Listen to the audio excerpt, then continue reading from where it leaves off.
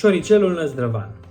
A fost odată o casă veche în al cărei pod au locuit 3 șoareci, 2 șoricei și mama lor. Cu mult timp înainte, în acest pod au trăit foarte mulți șoareci cu familiile lor, însă oamenii din casă au avut mai multe pisici și mulți șoareci au plecat în vecini. Cei 3 șoricei au rămas pentru că mama lor era bolnăvicioasă și era tare grijulie cu cei 2 copii ai ei. După ce bărbatul și ceilalți copii ai ei au dispărut, poate au fost luați de singura pisică care mai era în casă, mama și cei 2 frați au rămas stăpâni în tot podul casei. Unul dintre șoricei era tare năzdrăvan. Mama lor le tot spunea să aibă grijă, să se ferească de pisică și de bătrână, care erau dușmanii lor de moarte. Ei însă, de cele mai multe ori, nu ascultau de sfaturile mamei și făceau tot ce le trecea prin cap. Șoricelul cel mare, care era năzdrăvan din fire, mergea adesea de foame și mai ales din curiozitate, dincolo de granița unde lăsa mama lui. Într-o zi, mânat de curiozitate, s-a strecurat tiptil într-o încăpere ce îi se părea lui interesantă și plină de mister. Aici era cămara cu alimente. Atâta mâncare n-a văzut el de când era. Și asta doar la o femeie singură și săracă. Nici n-a știut din ce să guste și ce să ia pentru mama și fratele său. A gustat din resturi de pâine și apoi din brânză. A luat puțină brânză și în fugă gâfâind a ajuns în sfârșit la locuința lor. În ascunzătoare a fost doar frățiorul său. Cel mare s-a grăbit să-i povestească ce a văzut și apoi i-a dat celui mic o bucățică de brânză ca să vadă cel mic că n-a mințit, oprind o bucățică și pentru mama lor. Celui mic cât i-a mai plăcut brânza și era fascinat de ce a povestit fratele său mai mare. Într-un târziu a venit mama lor. Era obosită, speriată și necăjită că n-a găsit nimic de mâncare și se vor culca iarăși flămânzi, așa cum au pățit de mai multe ori în ultimul timp.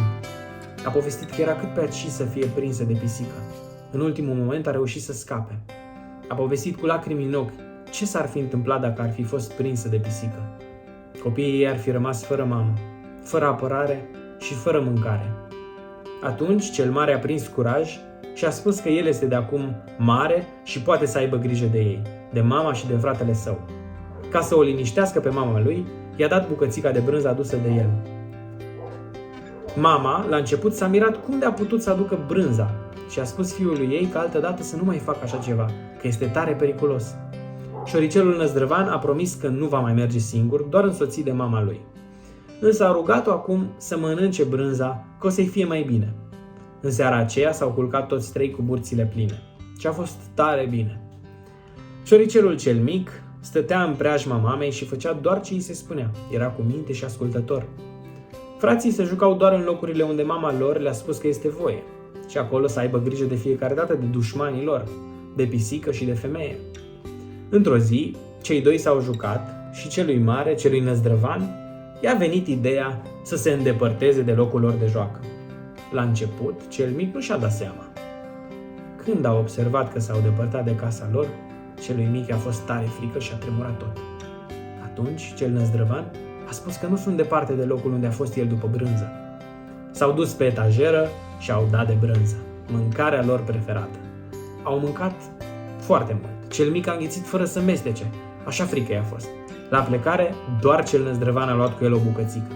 Abia când au ajuns acasă la ei, cel mic a sărit în sus de bucurie și a fost așa de entuziasmat. Aștepta cu nerăbdare să povestească mamei lui, fără să-i spună celui năzdrăvan de intenția lui. După un timp a venit și mama lor. Era obosită și necăjită că iarăși n-a reușit să aducă nimic de mâncare copilașilor ei. Cel năzdrăvan se juca afară pe lângă locuința lor, așa că cel mic a putut nestingerit să-i povestească mamei unde a fost el și fratele său mai mare. Când a auzit mama, iar a fost supărată. Mai să leșine. Și a spus celui mic ca măcar el să rămână ascultător și să nu se aventureze în locuri depărtate și periculoase. Ca să o îmbuneze pe mama lui, cel mic i-a dat o bucățică de brânză adusă de fratele său năzdrăvan și apoi s-a dus și el la joacă. Mama lor, după ce a mâncat, s-a culcat și a dormit. După un timp, a visat că cei 2 copii ai ei se joacă afară și că au multă mâncare cu ei. Când s-a trezit, afară era liniște. S-a dus să vadă ce fac copilașii ei. La locul de joacă nu erau. Atunci s-a îndepărtat de casa lor și s-a dus să-i caute. a ajuns la o gaură și de acolo a zărit în cămara bătrânei. A văzut pisica cum stă la pândă și îi așteaptă pe ea sau pe copilașii ei. Când s-a uitat mai atentă, cel năzdrăvan era la brânză și nu departe stătea cel mic. Mama a încremenit. Pisica a observat o mișcare lângă brânză și tiptil s-a apropiat de locul unde era brânza. Atunci, mama a ieșit afară din ascunzătoare și a fugit, făcând gălăgie în direcția opusă, unde erau copilașii ei. Atunci pisica s-a întins și dintr-o singură săritură s-a îndreptat spre mama șoriceilor, răsturnând câteva borcane. Șoriceii au văzut ce se întâmplă și au fugit cât i-au ținut picioarele. Până acasă nu s-au oprit. A urmat un întreg circ în cămară. Ajunși acasă, tremurând, amândoi, din toate mădularele, și-au dat seama că mama lor e în mare pericol și au început să plângă. Pisica fugea prin cămară după șoricioaică și se bucura că a găsit o pradă de nelăsat. Acasă la ei, cei doi copilași erau tare speriați, iar cel năzdrăvan i-a spus celui mic că de data asta n-ar fi trebuit să meargă în cămară. Acum, mama lor se afla într-o mare încurcătură, doar din cauza lui. După un timp, cel năzdrăvan a ieșit din ascunzătoarea lor și, tare precaut, s-a îndreptat spre cămară să vadă ce se întâmplă acolo. Din gaura unde mai devreme privea mama lui, acum se uita el. În cămară era liniște deplină. Cel năzdrăvan era tare mâhnit. A zis în gândul său că pisica a prins-o pe mama lui și s-a pus pe plâns. A stat acolo un timp și s-a gândit că ce bună era mama lor, că le dorea lui și fratele său doar binele, însă nu prea o ascultau. După un timp, s-a dus acasă tare speriat și cu lacrimi în ochi. Fratele său cel mic dormea. L-a trezit și a spus unde a fost. A spus că se pare că nu mai au mamă. S-au pus pe plâns amândoi.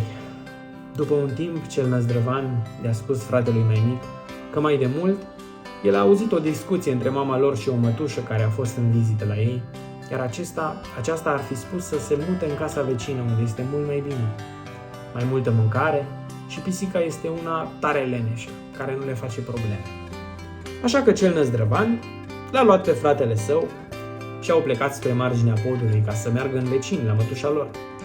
La capătul podului, cel mic i-a spus celui năzdrăvan să se uite din nou în cămară, poate o zăresc pe mama lor. Cel năzdrăvan i-a spus celui mic că nu are rost, dar până la urmă i-a îndeplinit dorința. Cu grijă s-au dus la gaură și s-au uitat în cămară. Mai să plece când au auzit parcă ceva și atunci, ciulind mai bine urechile, au auzit că cineva se vaită. Atenți, cei doi copilași s-au îndreptat spre acel loc și spre bucuria lor au zărit-o pe ea, pe mama lor. Era epuizată, de atât a alergat, de foame și de frică. Cât s-au mai bucurat cu toții. Mama le-a povestit că a avut noroc. Bătrâna a auzit zgomot în cămară și a venit. Când a văzut borcanele picate și sparte, a luat pisica și duși au fost. Atunci cel năzdrăvan i-a spus mamei de intenția lui și a fratelui său. Așa au plecat toți trei la mătușa lor din vecini. Poate trăiesc și azi, dacă acea familie nu și-a cumpărat o pisică mai harnică.